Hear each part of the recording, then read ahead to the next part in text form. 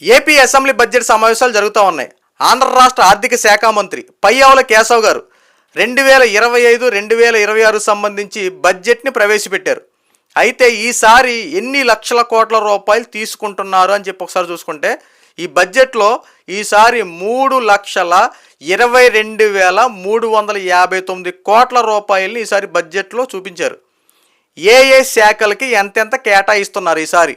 అయితే బహుశా ఆంధ్ర రాష్ట్ర చరిత్రలోనే ఇదే ఫస్ట్ టైం ఒక బడ్జెట్లో ఇన్ని లక్షల కోట్ల రూపాయలు తీసుకుంటాం. ఇదే మొదటిసారి 3 లక్షల కోట్ల రూపాయలు దాటిందంటే ఒకసారి చూసుకోండి. ఆంధ్ర రాష్ట్రంలో అభివృద్ధి సంక్షేమ ప్రధాన ధ్యేయంగా చంద్రబాబు నాయుడు గారు వాళ్ళకి సంబంధించినటువంటి మంత్రిత్వ శాఖలో ఉన్నటువంటి ప్రతి ఒక్కరు తీసుకున్నటువంటి నిర్ణయం ప్రకారం 3 లక్షల కోట్ల రూపాయలు సంబంధించి ఈ రోజున బడ్జెట్ని ప్రవేశపెట్టారు. అయితే ఈ శాఖలో ప్రధానంగా వ్యవసాయ శాఖకు సంబంధించి వ్యవసాయ రంగాన్ని అభివృద్ధి చేసే విధంగా 48,000 కోట్ల రూపాయలను కేవలం ఒక్క వ్యవసాయ రంగానికి ఈసారి పెట్టబోతా ఉన్నారు. ఇక వ్యవసాయ రంగంలో ఏముంటాయో రేపొద్దున అచ్చెన్నాయుడు గారు, వ్యవసాయ శాఖ మంత్రి అచ్చెన్నాయుడు గారు దానికి సంబంధించి ప్రతిదీ వివరణిస్తారు. ప్రస్తుతం 48,000 కోట్ల రూపాయలకు సంబంధించి సగం అమౌంట్ అక్కడే కనబడతా ఉంది. వ్యవసాయ రంగాన్ని ప్రధాన ధ్యేయంగా అభివృద్ధి చేయడం కోసం చంద్రబాబు నాయుడు గారు ముఖ్య ఉద్దేశం. రెండవది, తల్లికి వందనం కింద 30,000 కోట్ల రూపాయలని కేటాయించారు. ఇక నెక్స్ట్ చూసుకుంటే అమరావతి రాజధాని నిర్మాణం కోసం 6,000 కోట్ల రూపాయలకి పైగా అక్కడ కొంత బడ్జెట్లో చూపించారు. ఆంధ్రుల జీవనాడిగా చెప్పుకునేటువంటి పోలవరం ప్రాజెక్టుకి 6,700 కోట్ల రూపాయలను అక్కడ దానికి కేటాయించారు. అన్నదాత సుఖీభవ అని చెప్పి దానికి సంబంధించి 9,700 కోట్ల రూపాయలు అక్కడ లెక్కల్లో చూపించారు.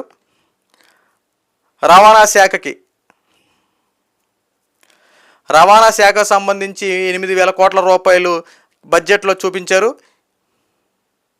విద్యుత్ శాఖకి 13,600 కోట్ల రూపాయలని విద్యుత్ శాఖ చూపించారు. విద్యాశాఖకి చూపించారు. సో ఇలాగా ఓవరాల్గా ఆంధ్ర రాష్ట్రంలో బడ్జెట్ బిల్ని ఈసారి ప్రవేశపెట్టారు. అయితే ఎన్నడూ లేని విధంగా ఈసారి 3 లక్షల కోట్ల రూపాయల పైచిలుకులు ఈ బడ్జెట్లో చూపించారు. అయితే ఆంధ్ర రాష్ట్రం 8 నెలల పరిపాలన చూసుకుంటే ఆంధ్ర రాష్ట్రంలో కూటమి ప్రభుత్వం విమర్శించే విధంగా అనేక మంది ఈ పాటికి బురద జల్లే రాజకీయాలు చేశారు. సో ఈ బడ్జెట్తో ప్రతి ఒక్కరు బుద్ధి చెప్పొచ్చు అనే కూటమి ప్రభుత్వం ఒక సంకల్పంతో ఈ రోజున బడ్జెట్ బిల్లులో ఇంత ఎక్కువగా తీసుకున్నారు. అయితే ప్రతి శాఖకు న్యాయం జరిగింది ఈసారి. ఎందుకంటే ముఖ్యంగా వ్యవసాయ రంగాన్ని అభివృద్ధి చేయడం కోసం చంద్రబాబు నాయుడు గారు తీసుకునే వినూత్న కార్యక్రమాలకి హ్యాట్స్ ఆఫ్ అని చెప్పాలి. ఎందుకంటే రైతే రాజు అన్నట్టు అంటారు, కానీ రైతే రాజు అనేది ఎక్కడ కనిపించదు. రైతు ఎక్కడ చూసినా సరే నష్టపోవడం, విపరీతంగా పంట సరైన ఎగుబడి లేక చాలా ఇబ్బంది పడడం మనం చూస్తూ ఉంటాం. అలాంటి రైతులను ఆదుకునే విధంగా చంద్రబాబు నాయుడు గారు తీసుకున్నటువంటి విధానానికి నిజంగా అందరూ ఆనందించాల్సిందే. 48,000 కోట్లు కాదు, ఇంకా ఎంత పెట్టినా తక్కువ లేదు వ్యవసాయ రంగానికి. అంతేకాకుండా వ్యవసాయ రంగంలో ఏవే వాటికి ఎంత కేటాయిస్తారని చెప్పి ప్రతిదీ కొన్ని లెక్కలు ఉన్నాయి. అందులో మిర్చి రైతులకు సంబంధించిన ఒక అంశం కూడా ఉంది. మిర్చి రైతులకు సంబంధించి సరైన ధరలు లేక మిర్చి రైతులు చాలా ఇబ్బంది పడుతున్నారు. సో మిర్చి సంబంధించినటువంటి వాళ్ళ యొక్క ధరలు పెంచే విధంగా కూడా ఈ బిల్లులో ప్రవేశపెట్టారు. రాబోయే రోజుల్లో వాళ్ళకి దానికి సంబంధించినటువంటి అమౌంట్ కూడా వాళ్ళ అకౌంట్లో జమ అవుద్ది. ఖచ్చితంగా రైతులు ఏమీ ఆధారపడవసరంలా. జగన్మోహన్ రెడ్డి నిన్నగాక మొన్న గుంటూరు వెళ్ళి రచ్చ చేశాడు కదా, ఆ రచ్చకే ఏం చేయాలో ఒకసారి మీరు ఆలోచించుకోండి. ఎందుకంటే రైతులను ఆదుకుంటారో లేకపోతే నష్టపెడతారో చంద్రబాబు నాయుడు గారి గురించి మీకు పర్టికులర్గా ఒక అవగాహన ఉంది. చంద్రబాబు నాయుడు మోసం చేసే మనిషో లేదంటే రైతులను ఆదుకునే మనిషో ఈ బడ్జెట్తో మీకు అర్థమై ఉంటుంది.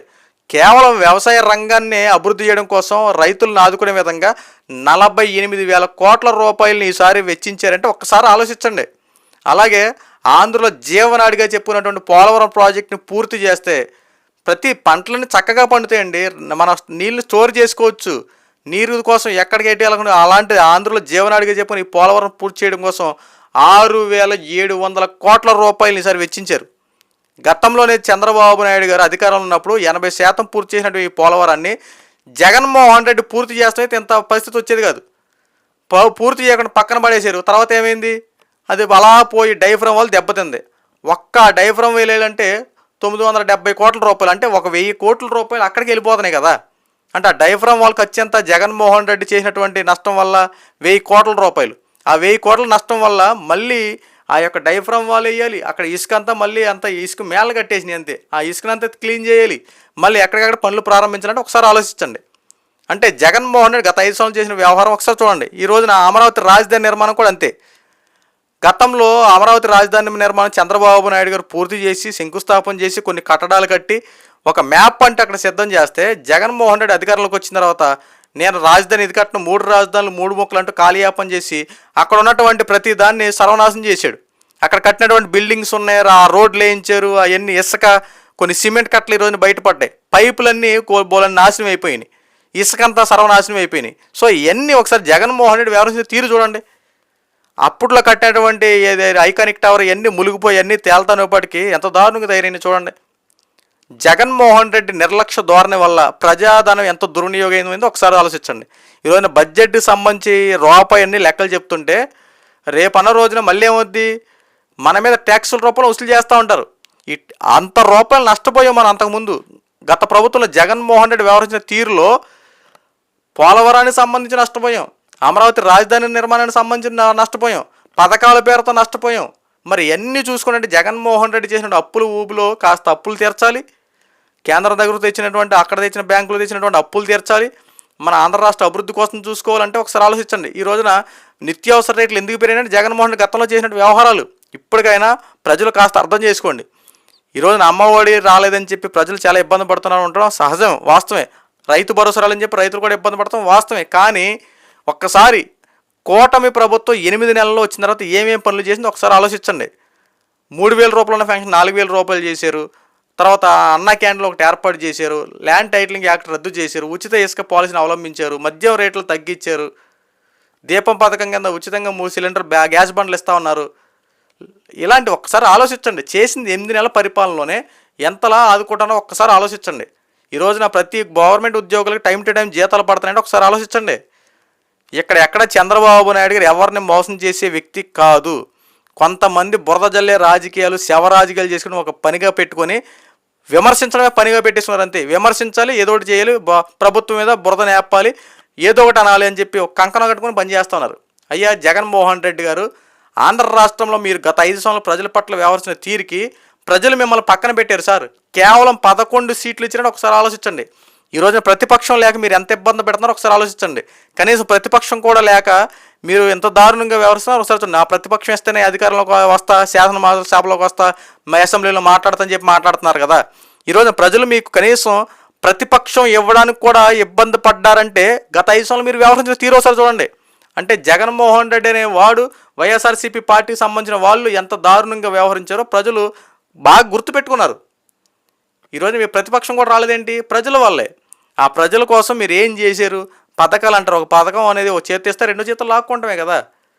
మీరేంటో బాగా పథకాలు ఇచ్చినట్టు చూపిస్తారు తప్ప ఒక అభివృద్ధి లేదు. నిత్యావసర రేట్లు పెంచేశారు, ఎక్కడికక్కడే స్ట్రక్ అయిపోయింది అంతే. రాష్ట్రం ఇక 20 సంవత్సరాలు వెనక్కి అయిపోయింది.